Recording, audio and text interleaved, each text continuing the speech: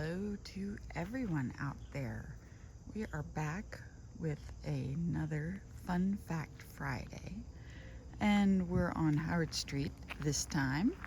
And instead of videoing Philip today, we're going to take a little stroll down Howard Street and tell you a little bit about a secret society. Well, I don't know if it's actually a secret society. In fact, I know it's not a secret society, but a lot of people don't really know about it. It's called the Live Oak Society, and it was founded in 1934 by Edwin Lewis Stevens, and it has one human member. That's all it's allowed to have, and it has multiple non-human members, which all happen to be trees, live oak trees. And here are a couple live oaks. This is not a member of the society, this particular one, but it's one of our favorite Ocracoke, Howard Street trees, because of all the Howard Street signs on it. But the Live Oak Society, founded in 1934, started originally with 43 members, and it has now 10,783 members. These are all trees that have to fit certain standards. So they have to be at least 8 feet around in girth, at least 4.5 feet, or exactly 4.5 feet off the ground. So we're coming up to the Howard Street Sentinel here. This is the tree in the property of the Methodist Church. It used to be the parsonage. It's a rental right now. But this majestic live oak right here is the Howard Street Sentinel. And Ocracoke has 7 trees. You have to have a sponsor, and Philip has sponsored all these trees. There's a Mary Ruth tree right across the way. You can't see it from the road, and it's on private property, so you can't go in there to see it. And it's basically right across the street to the left of where the house is there. And then we've got one more that's also on private property on Howard Street that you can see from the road. But again, these are private property, so don't go into the yard and look at them. You can view the 2 that you can see from the road. But Ocracoke does have 7 that have been registered, and the other 3 that are on, actually all 4 of the others are on public property.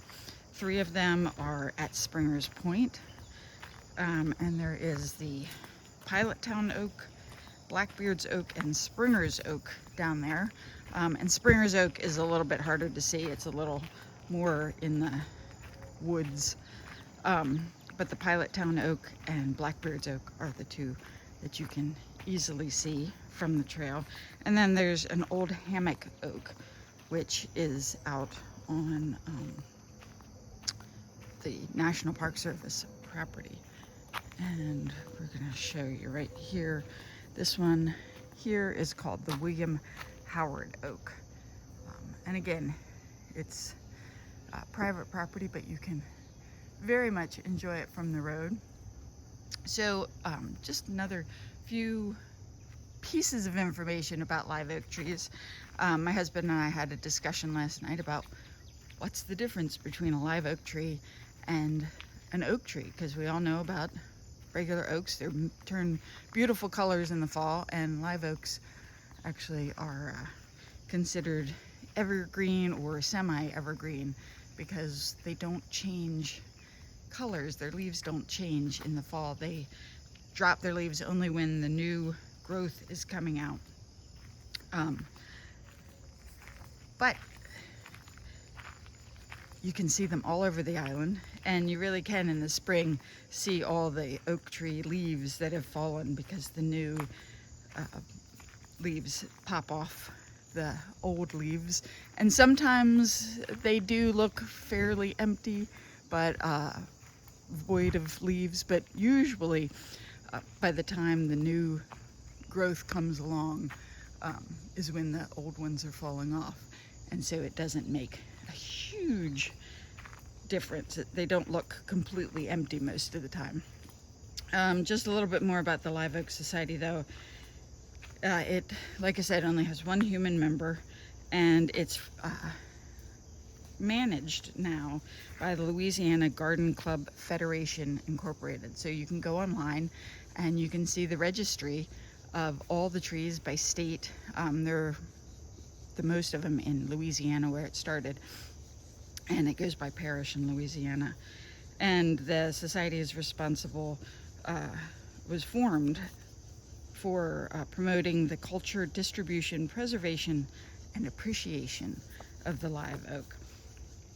And you can go online, you can register your own oak, but you have to show pictures and proof and whatnot. So just a little side note, if you're living in a town that has a lot of live oaks, check it out, see if any of your live oaks are already on the registry, and if they're not, maybe see if you want to register them, see if they qualify for being registered in the Live Oak Society. So there you go, that's your little fun fact for this Friday. It's not necessarily Ocracoke specific, but we do have 7 live oaks in the society here on the island, and many of them are on public lands, and you can go check them out and enjoy their view and take pictures of them and take those memories home. So hope everybody has enjoyed this Fun Fact Friday, and we'll see you next week.